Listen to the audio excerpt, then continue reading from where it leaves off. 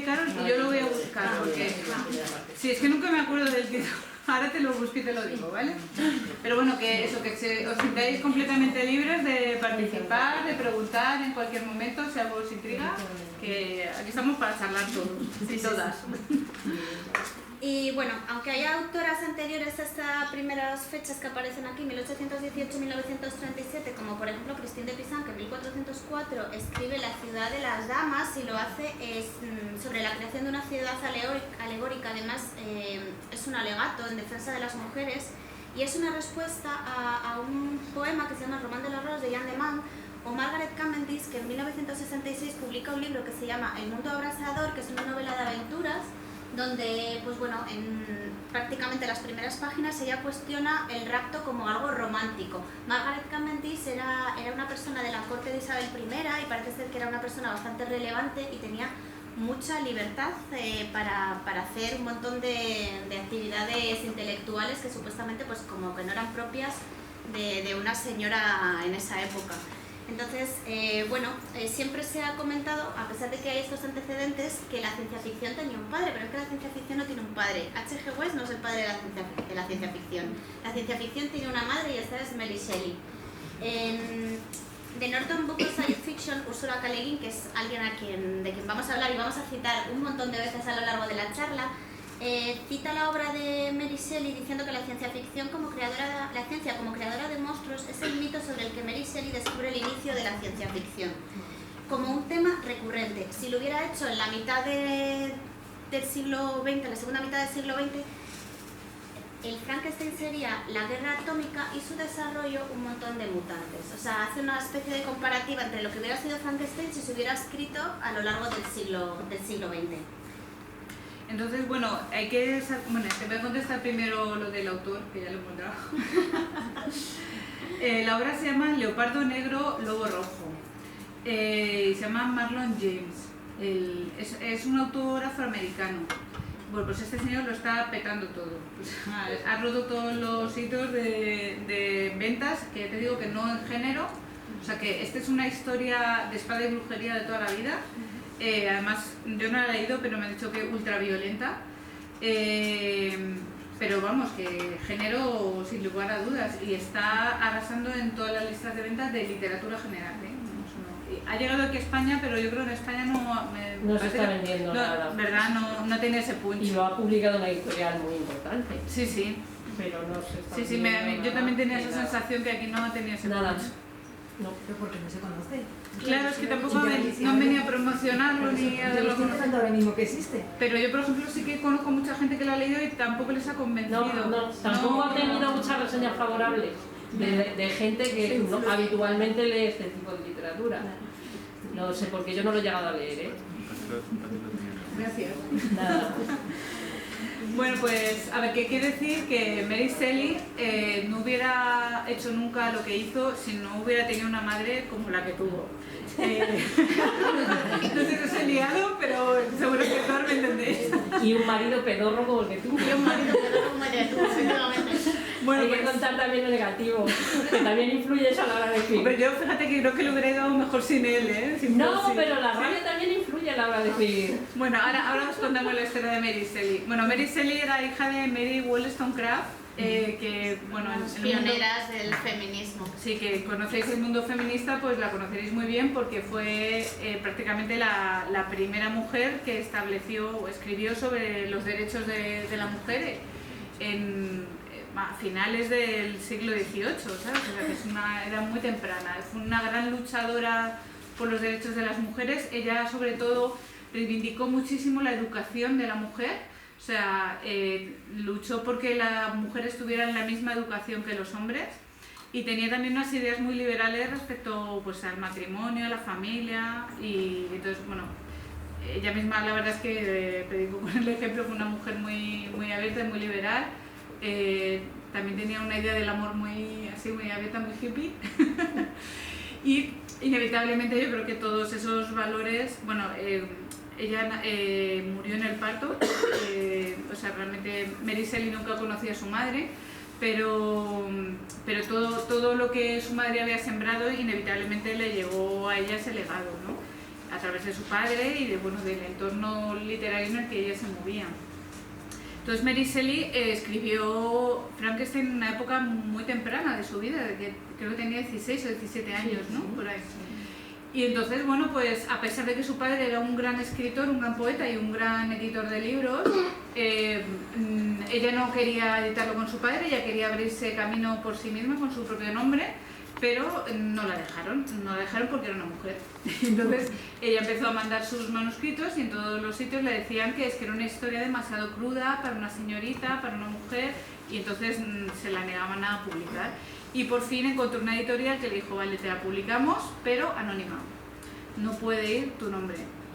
Entonces, bueno, pues ella accedió y casualidades de la vida le atribuyeron el libro a, bueno, no sé si era marido entonces o noviete, el poeta Shelley, y le atribuyeron, claro, porque cómo le iba a poder escribir ella, ¿no? Ella no podía haber escrito eso, entonces todo el mundo se le atribuyó a Shelley.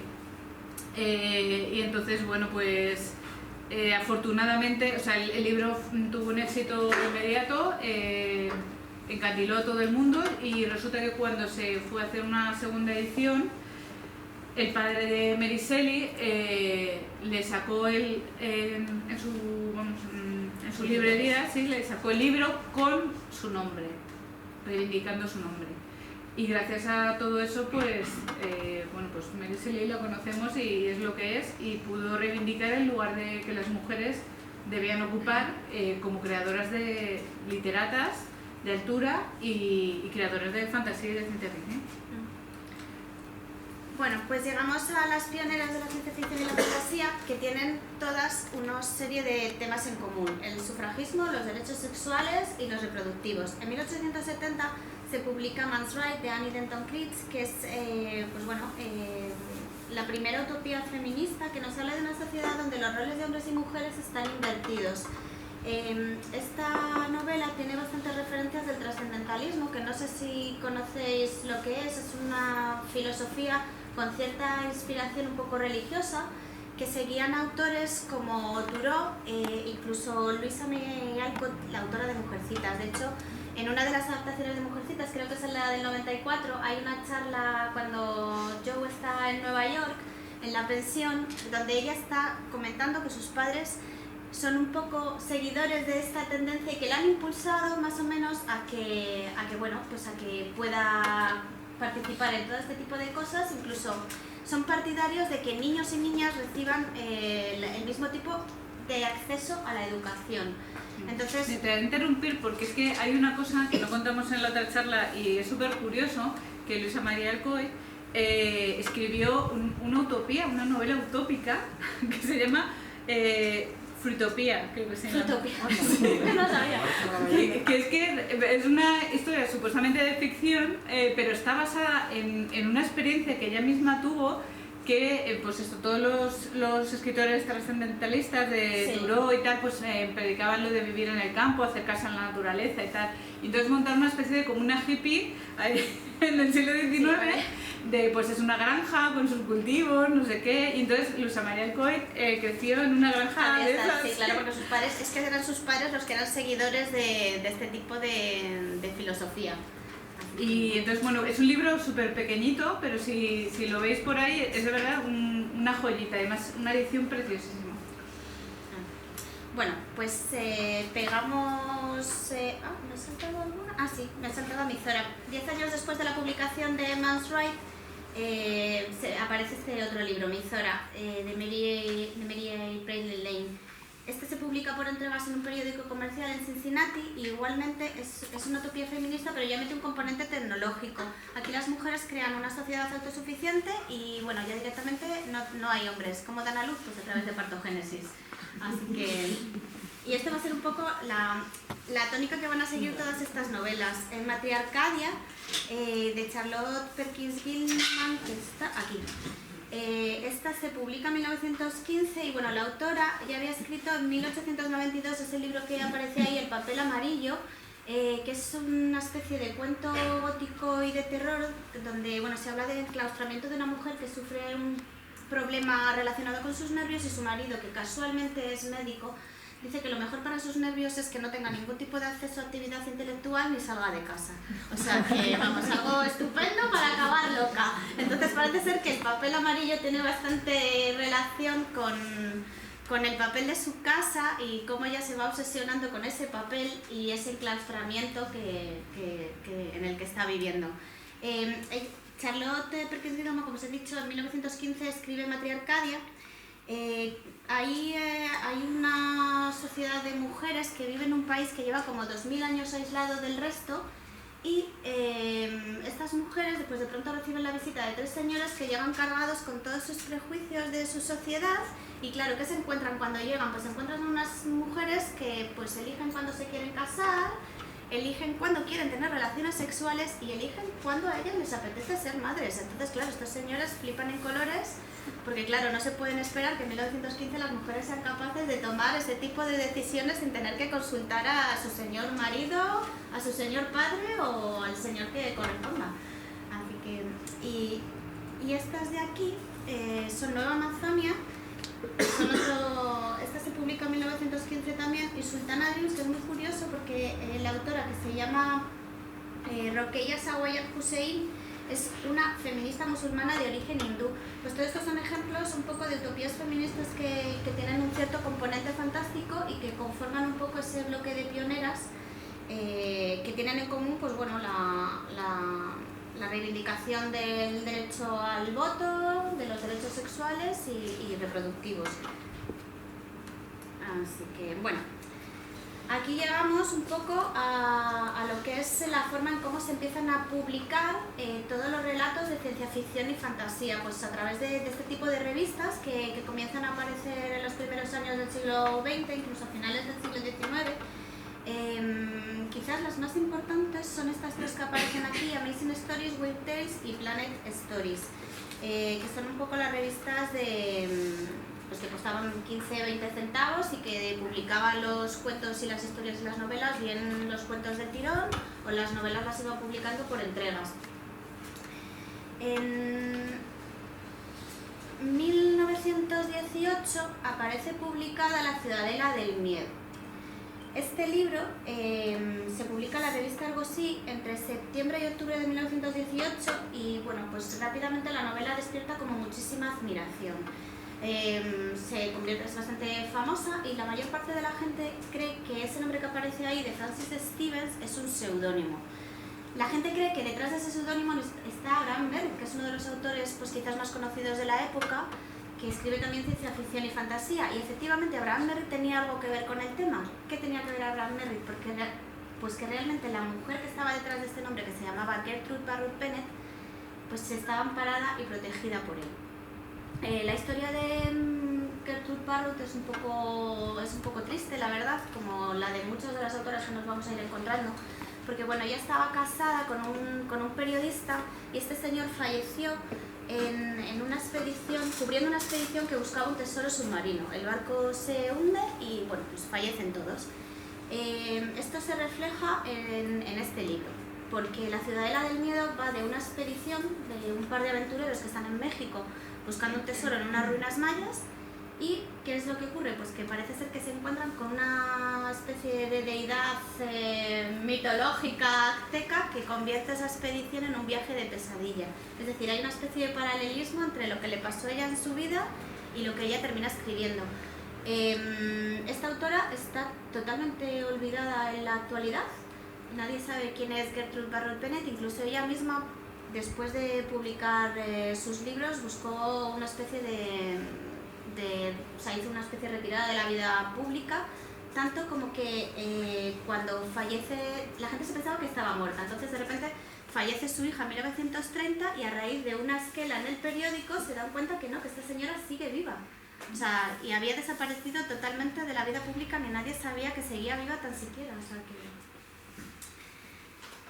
Mira, aprovecho esta pausa para enseñaros el libro que era Fruitland, no era Fruitopía. Es que hay una bebida que se llama Fruitopía. Mira, es Fruitland, no sé si lo veis por ahí, es una edición preciosísima de Impedimenta. Es un libro así súper delgadito, de verdad, como regalo, no tiene precio. Es una curiosidad, de verdad, este libro, que es de la autora de Mujercitas. Bueno, llegamos a Hope Mirrlees. Llegamos a Hope Mirrlees. Bueno, pues si quieres introducirla tú y ya cuento. Vale. Esta novela, que se publica en 1926, es una novela de fantasía y se acaba de reeditar, yo creo que hace como un par de años, una cosa así. La novela nos cuenta la historia de una ciudad comercial inglesa que está en la frontera con el reino de las hadas, ¿no? Entonces, bueno, parece ser que están un poco así de malas con las hadas, porque las hadas son bastante cabroncitas, entonces ya se están volviendo locos a todos. Entonces, bueno, pues la base un poco de la historia es como la convivencia entre distintos tipos de personas, ¿no? Que superando la desconfianza de los seres humanos por la magia y por los seres dotados de magia, ¿no? Pues Hope Mirrlees es una de los grandes exponentes de principios del siglo XX de fantasía, que es una autora prácticamente bueno, porque la han reeditado hace poco, pero hasta entonces prácticamente era desconocida en España. Entonces, Hope Mirrlees era prácticamente la musa de Virginia Woolf. De ella llegó a decir pues, que era una de sus mayores influencias. Entonces, Hope Mirrlees, bueno, que sabéis que Virginia Woolf, súper conocida por la obra Una habitación propia, reivindicaba precisamente el hecho de que las mujeres necesitaban tener una independencia para poder ser escritoras. O sea, de ahí lo de una habitación propia, ¿no? O sea, que ya sabéis que Virginia Woolf, bueno, que desgraciadamente, como tú dices, tuvo una vida muy triste y acabó fatal. Pues ella siempre trató de ser una escritora independiente y tuvo muchas dificultades, ¿no? Y ella también fue la persona que reivindicó, o sea, tiene una frase muy famosa que dice: durante la mayor parte de la historia, Anónimo era una mujer. O sea, como diciendo, muchas de las obras que se han dado como le pasó a Mary Shelley, que si no llega a tener el padre que tenía, pues Frankenstein sería una obra anónima. Entonces, pues que muchas grandes obras que nosotros nos ha llegado hasta nosotros con el anónimo, pues detrás seguramente había una mujer. Bueno, pues Virginia Woolf admiraba mucho a Hope Mirrlees. Hope Mirrlees, a su vez, fue también una mujer muy avanzada y una gran literata de su tiempo, gracias a que tuvo una tutora que se llamaba Jane Ellen Harrison, que fue una mujer también. Bueno, ella es Hope Mirrlees, es ella, y esta era su tutora. Su tutora también fue un hito en el campo de la historia, sobre todo en la historia británica. Fue una de las pocas académicas mujeres que existieron a final del siglo XIX. Jane Ellen Harrison era experta en el mundo antiguo, en la antigua Grecia, y transmitió mucho de esta pasión a Hope Mirrlees. Entonces, bueno, las dos tuvieron una relación muy estrecha, estuvieron viviendo juntas durante más de 15 años.